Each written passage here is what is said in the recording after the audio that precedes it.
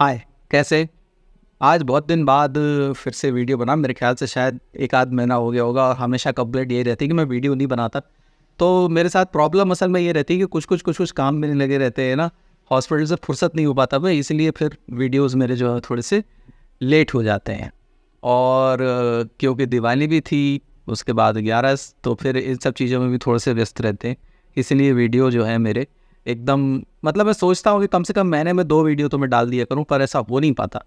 महीने में 1 ही वीडियो मेरा आ पाता। और एक्चुअली क्या है, मैं फुल फ्लेज एकदम यूट्यूबर भी तो नहीं हूँ ना, और अपना काम भी यूट्यूबर जैसा नहीं है।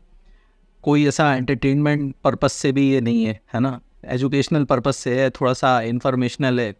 तो थोड़ी जानकारी आपसे साझा करनी होती है, तो बहुत ज़्यादा जानकारी ऐसी एकदम एकदम नहीं रहती कि हर दूसरे दिन मैं कुछ लेके आऊँ, है ना?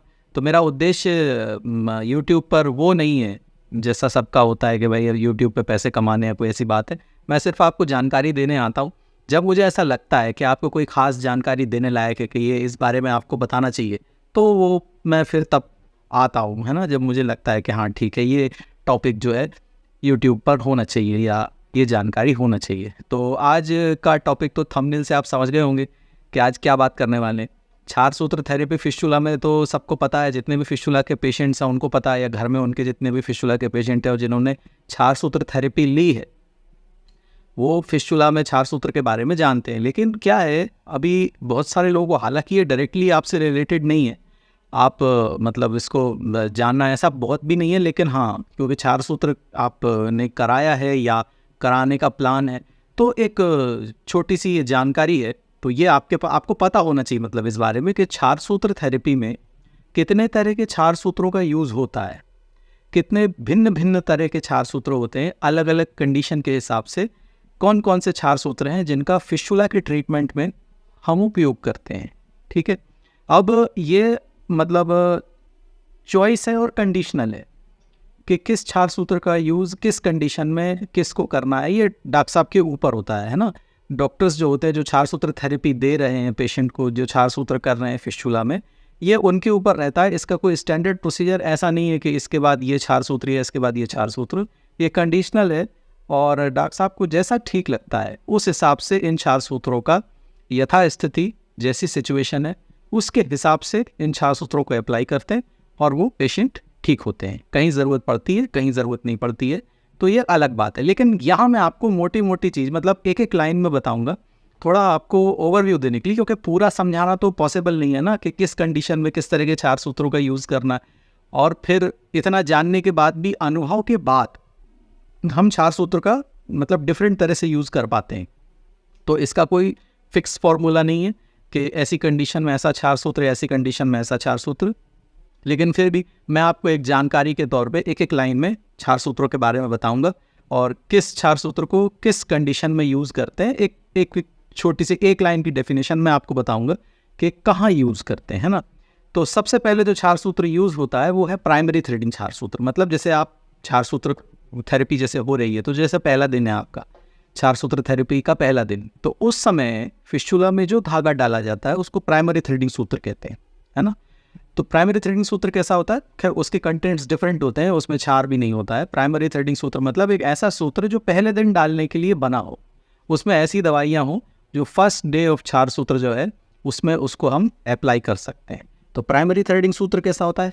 प्राइमरी थ्रेडिंग सूत्र जो है वो ये है।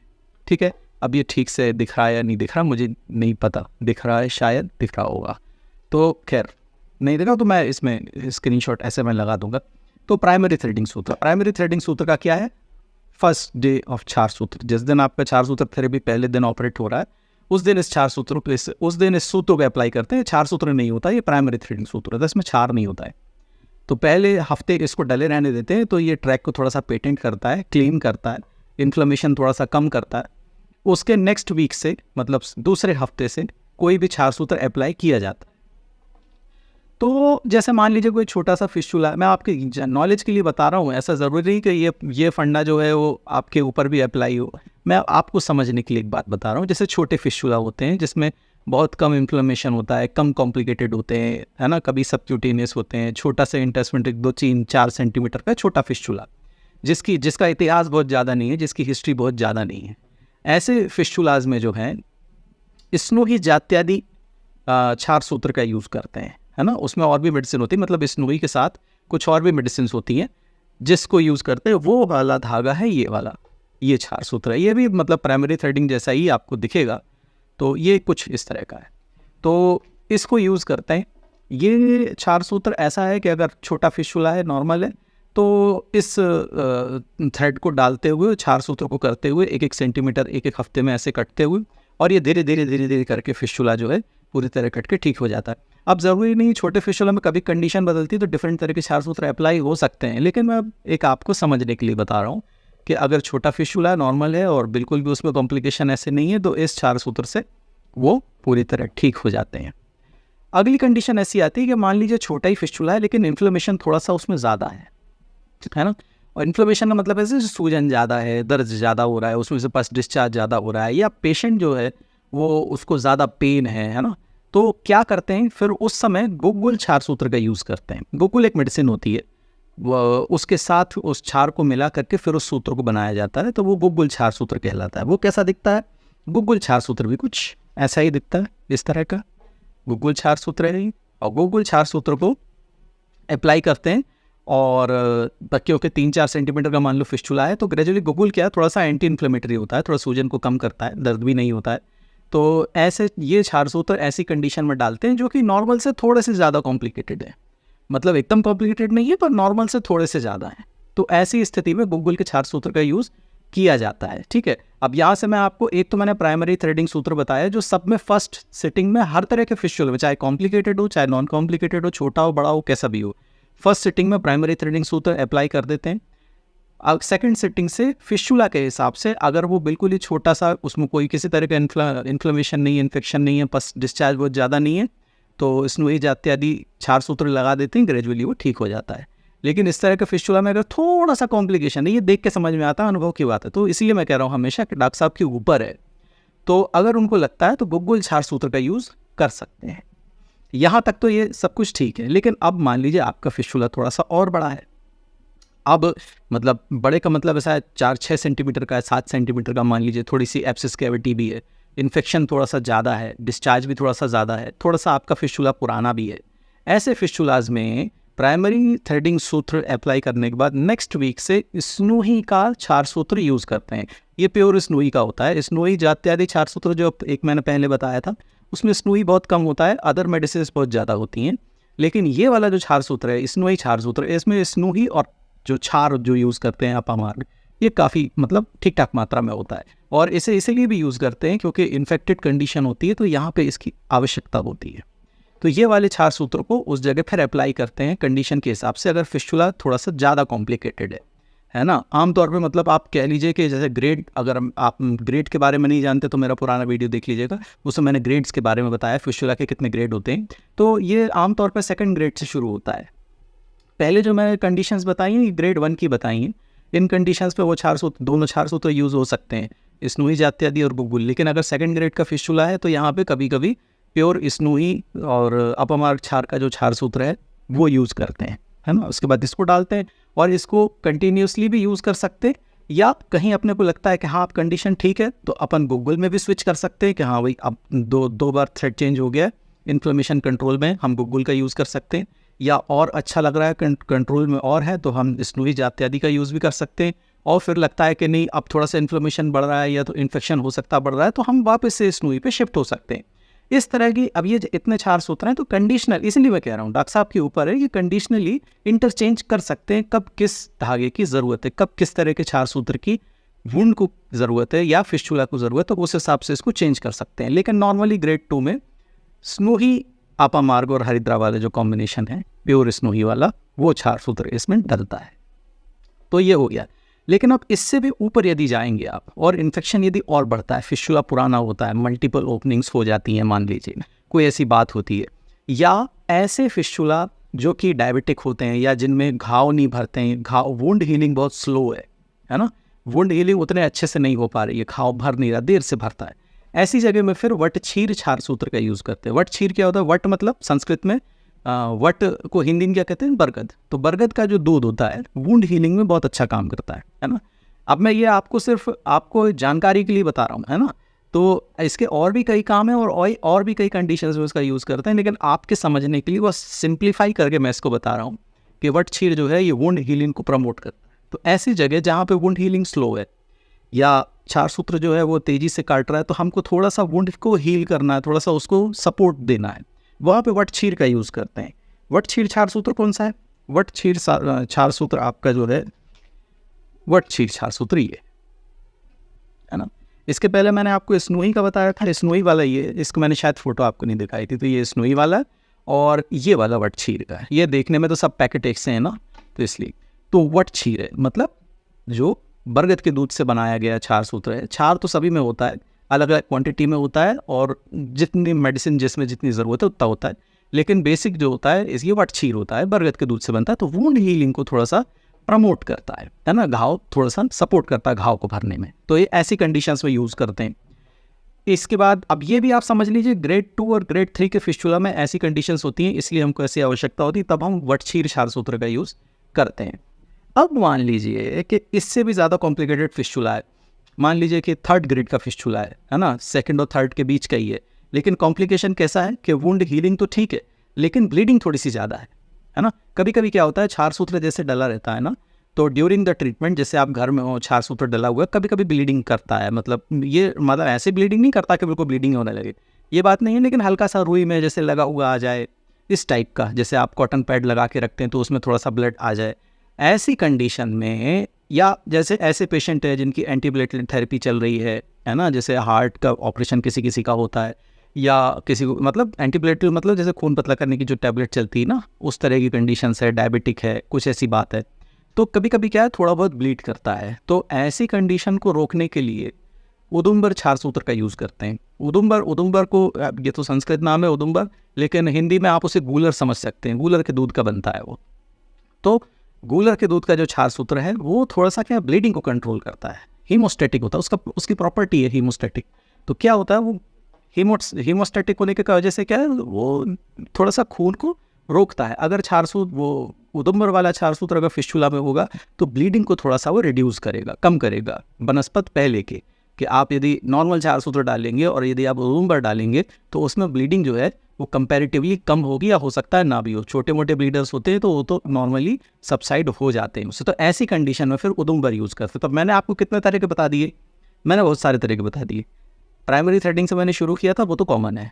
उसके बाद मैंने स्नोई इत्यादि क्षार सूत्र के बारे में बताया था जो कि नॉर्मल फिस्टुला के लिए होता है। उसके बाद मैंने गुग्गुल का बताया था आपको जो कि उससे थोड़ी सी बुरी कंडीशन में यूज़ होता है। उसके बाद मैंने स्नोई का बताया आपको, स्नोई के बाद मैंने आपको वटचीर का बताया, और अभी अभी बताया मैंने आपको उदुम्बर का। इसके बाद एक क्षार सूत्र बनता है, वो है अर्कक्षीर क्षार सूत्र। अर्क किसको कहते हैं? अर्क आपने देखा होगा, अकौवे का पौधा आप जानते होंगे, है ना, अकौवे जैसे उसको हिंदी में बोलते हैं, अर्क उसको संस्कृत में बोलते हैं। तो उसका भी क्षीर होता है, उस क्षीर का भी क्षार सूत्र बनता है। लेकिन ऐसे ये जो अर्क क्षीर क्षार सूत्र है ना, ये थोड़ा सा क्या है, हाई ग्रेड का होता है। मतलब यदि फिस्टुला आपका 4th ग्रेड या 5th ग्रेड का है, मल्टीपल ओपनिंग्स है, बहुत सारी पस कैविटी है, इन्फेक्शन बहुत ज़्यादा है, या फाइब्रोसिस है, जैसे एक बार ऑपरेट हो गया कहीं और ऑपरेट का फाइब्रोसिस है, और फिस्टुला को यदि उसको ट्रैक को कट करना है तो फाइब्रोसिस को क्या थोड़ा सा कट करने में मुश्किल होती है थ्रेड को लेकिन उसमें अगर अर्क क्षीर क्षार सूत्र यदि हो तो कटिंग रेट उसका ठीक रहता है, वो हार्ड टिश्यू को भी काट लेता है। तो अर्क क्षीर क्षार सूत्र तब यूज़ करते हैं जब बहुत ज़्यादा कॉम्प्लिकेटेड फिस्टुला होते हैं और इन्फेक्शन बहुत ज़्यादा होता है। ऐसी स्थिति को कंट्रोल करने के लिए अर्क क्षीर का यूज़ करते हैं। मैं बहुत मोटा मोटा आपको बता रहा हूँ सिर्फ आपके समझने के लिए। ये चीज़ बहुत ज़्यादा बड़ी है और बहुत ज़्यादा वास्ट है, और इस चीज़ को इस तरह से अप्लाई नहीं करते। बहुत सारी चीज़ें डिपेंड करती हैं कौन से क्षार सूत्र को किस कंडीशन में सिलेक्ट करना है पेशेंट के लिए। ये बहुत कॉम्प्लिकेटेड है, लेकिन मैं आपको मोटा मोटा बता रहा हूँ ताकि आपको सिर्फ जानकारी हो, है ना, ताकि आपको सिर्फ पता हो, उसके बारे में आपको सिर्फ नॉलेज हो, कोई चीज़ आपके लिए एकदम नई ना हो, इसलिए बता रहा हूँ बस। अर्क क्षीर क्षार सूत्र, ठीक है। इसके बाद भी अगर बहुत ज़्यादा कॉम्प्लिकेटेड फिस्टुला है जो कि बहुत रेयर होता है, बहुत ही रेयर होता है, ऐसी आवश्यकता ही नहीं होती है, तो उसमें अर्क और स्नोई का कॉम्बिनेशन का क्षार सूत्र होता है जिसमें अर्क और स्नोई दोनों होते हैं। ऐसे क्षार सूत्र जिसमें अर्क क्षीर और स्नोई क्षीर दोनों का यूज़ होता है, और अपमार्क क्षार भी होता है और अदर मेडिसिन भी होती है। तो ऐसे क्षार सूत्र का यूज़ जो है 5th ग्रेड के फिस्टुलाज में होता है, जो कि कभी सुप्रालिविटर भी हो सकते हैं, मल्टीपल ओपनिंग्स भी हो सकती हैं, अदर पैथोलॉजी से भी हो सकता है, इन्फेक्शन भी उसमें बहुत ज़्यादा हो सकता है, पस कैविटी भी बहुत बड़ी हो सकती है, मतलब एक बहुत ऐसा फिस्टुला जिसको आप कह सकते हैं कि बहुत ज़्यादा कॉम्प्लिकेटेड है। तो ऐसी केसेस में कभी कभी अर्क और स्नोई के कॉम्बिनेशन के क्षार सूत्र को यूज़ करते हैं जिसमें ये दोनों मेडिसिन होती हैं, है ना। तो इस तरह से मैंने आपको शायद 7 या 8 मैंने थ्रेड आपको बता दिए, मैंने गिने नहीं है, मैं आपको सिर्फ बताता जा रहा हूँ इस तरह का थ्रेड है ना। तो उदुम्बर तो मैंने आपको बता दिया, अर्क मैंने आपको बता दिया, ये जो मैं आपको बता रहा हूँ ये वाला कॉम्बिनेशन वाला है, इसको देख, ये कॉम्बिनेशन वाला। तो इस तरह के जो क्षार सूत्र हैं इनको डिफरेंट कंडीशंस में यूज़ करते हैं, है ना। अब मैंने आपको इतने सारे बता दिए, लेकिन इनका एप्लीकेशन हर केस में, हर स्थिति में डॉक्टर साहब लोग यूज़ इसको कर सकते हैं जहां उनको ठीक लगता है, जहां उनको लगता है कि यहाँ पे इस चीज़ का यूज़ कर लेना चाहिए, वहाँ पे उसका यूज़ वो कर सकते हैं, है ना। मैंने ऐसा कहा कि इसको ग्रेड 1 में यूज़ करते हैं, इसका मतलब ये नहीं है कि इसको ग्रेड 5 में यूज़ नहीं कर सकते। मैंने अगर स्नोई जात्यादि क्षार सूत्र जो है, जो बहुत इनिशियली मैंने जो कहा है कि इसको यूज़ करना है, अगर मैंने ग्रेड 1 में कहा है तो ऐसा नहीं कि वो ग्रेड 5 में यूज़ नहीं हो सकता, ये या जो कोई ग्रेड 5 में मैंने कहा है ऐसा नहीं है वो ग्रेड 1 में यूज़ नहीं हो सकता। हर क्षार सूत्र हर स्टेज पे यूज़ हो, हर तरह के फिस्टुला में यूज़ हो सकता है, लेकिन उसकी स्टेजेस अलग अलग हो सकती हैं, कंडीशन अलग हो सकती हैं। डॉक्टर साहब क्या आउटकम चाह रहे हैं, क्या उद्देश्य है, उस हिसाब से इन थ्रेड्स का यूज़ हर केस में अलग अलग स्थिति में अलग अलग कंडीशंस में होता है। ये मुझे आपको इस वीडियो में बताना था। तो इसका कोई सीधा फॉर्मूला नहीं है कि इस क्षार सूत्र को इस कंडीशन में, इस क्षार सूत्र को इस कंडीशन में। मैंने आपको ये मोटी मोटी चीज़ बताई समझने के लिए सिर्फ आपको, बाकी तो डॉक्टर साहब लोगों के ऊपर है, वो जैसा ठीक समझेंगे उस तरह से करेंगे, जहाँ जो क्षार सूत्र ठीक लगेगा वहाँ उसका यूज़ करेंगे, वो एक चीज़ अलग है। लेकिन आपकी जानकारी के लिए मैंने ये चीज़ बताई ताकि आपके नॉलेज में हो, ताकि एकदम आप सुने तो आपको नया नहीं लगे। कोई डॉक्टर साहब आपको बोलने के नहीं मैंने तो इसमें जो है आपके लिए वटक्षीर का क्षार सूत्र यूज़ किया है मैंने इस बार आपका, या कोई बताया आपको कि नहीं इस बार तो मैंने गुगुल का क्षार सूत्र यूज़ किया है आपके ऊपर, या कोई बताया कि नहीं इस बार तो मैंने स्नोई जात्यादि का, या पहली बार ऑपरेट करा रहे हैं, पहला दिन है तो मैंने प्राइमरी थ्रेड सूत्र डाला है। तो अगर वो ऐसा कहेंगे तो आपको पता होना चाहिए कि हाँ मैंने इस बारे में सुना है, प्राइमरी थ्रेडिंग सूत्र भी कुछ होता है जो फर्स्ट सिटिंग में डालते हैं, ऐसा है ना। तो अलग अलग डॉक्टर साहब जो है अलग अलग तरह से इसका यूज़ करते हैं, और ये तो टूल है, इस टूल को आप किसी भी तरह से यूज़ करें, अंतिम गोल जो है वो पेशेंट को ठीक करना है। किसी भी तरह से पेशेंट ठीक होना चाहिए, आप ठीक होने चाहिए। क्षार सूत्र कहीं भी यूज़ कर सकते हैं, किसी भी तरह से यूज़ करके कुल मिला करके रोगी जो है वो निरोगी होना चाहिए, है कि नहीं, पेशेंट जो है वो ठीक होना चाहिए। तो हमारा उद्देश्य, या हर चिकित्सक का उद्देश्य, हर क्षार सूत्र चिकित्सक का उद्देश्य सिर्फ यही है कि आप ठीक हो सकें, और कैसे भी ठीक हो सके, है ना। तो ये इतने सारे क्षार सूत्र हैं, इतनी सारी पद्धति, और उसके बाद डॉक्टर का स्किल, वो कितने स्किलफुल हैं, अपना पूरा स्किल वो आप पे लगाते हैं, आपको ठीक करने पे लगाते हैं। क्षार सूत्र तो चलो टूल है, लेकिन सर्जिकल प्रोसीजर है, हाथ है, अनुभव है, ये सब कुछ वो आप पर लगाते हैं और आपको ठीक करने का पूरा प्रयास करते हैं, और भगवान की कृपा से सब कुछ सही होता है और आप ठीक हो जाते हैं। हर पेशेंट ठीक हो जाता है, ऐसा कोई पेशेंट नहीं है जो ठीक ना होता हो। ठीक है, किसी को कुछ कम समय, किसी को कुछ ज़्यादा समय, ऐसा ही होता है। कोई 2-4 हफ्तों में ठीक हो जाता है, किसी को 4-6 हफ्ते लग जाते हैं, किसी को 7-8 भी लगते हैं कभी कभी, या किसी का एक बार ऑपरेट में नहीं हो पाता है, दूसरी बार में होता है, तीसरी बार में होता है। ठीक सब होते हैं, ऐसा कोई पेशेंट नहीं है जो ठीक ना होता हो। वक्त सबका अलग अलग डिसाइड है, सब अपने अपने वक्त पे, अपने अपने समय पे सब ठीक होते जाते हैं। ये बिल्कुल वैसा ही है जैसे ट्रेन में सब लोग बैठे हैं, सबका स्टेशन है, किसी का पहले आ गया तो वो उतर गया, अगला स्टेशन जिसका होगा वो उतर जाएगा, 3-4-5 स्टेशन के बाद अगर किसी का स्टेशन है तो वो वहाँ उतर जाएगा। ट्रेन से तो सबको उतरना है, ट्रेन में कौन को रहना है कि नहीं, वह वैसा ही है। तो बस, तो ये वीडियो मैंने आपको इसी जानकारी के लिए बनाया था कि आप इसको देख लीजिए और ऐसे मोटा मोटा ऐसे समझ लीजिए, ऐसे ही देखिएगा थॉरली, कोई ऐसा बहुत दिमाग लगाने की ज़रूरत नहीं है, बस सुनते जाइए, अपने दिमाग में चीज़ें रखिए, बस जानकारी के लिए केवल है। और अब मैं कोशिश करूँगा कि वीडियो जल्दी जल्दी बनाऊँ, मैं हर वीडियो में कहता हूँ, लेकिन ऐसा मेरे साथ होता नहीं है। लेकिन मैं फिर कह रहा हूँ कि मैं कोशिश करूँगा कि मैं महीने में 2 वीडियो कम से कम मतलब कोई तो जानकारी मैं आपको दूँ, है ना, कोशिश करूँगा मैं। और चलो फिर मिलते हैं अगली किसी वीडियो में। दिसंबर आ रहा है और बढ़िया न्यू ईयर भी आने वाला है 2024। चल न्यू ईयर भी मनाएंगे, अभी तो पूरा दिसंबर बाकी है, क्रिसमस भी बाकी है, अभी दिवाली गई है फिर क्रिसमस भी आएगा, क्रिसमस भी मनाएंगे, केक भी खाएंगे, है ना। तो चल ठीक है, बाय बाय।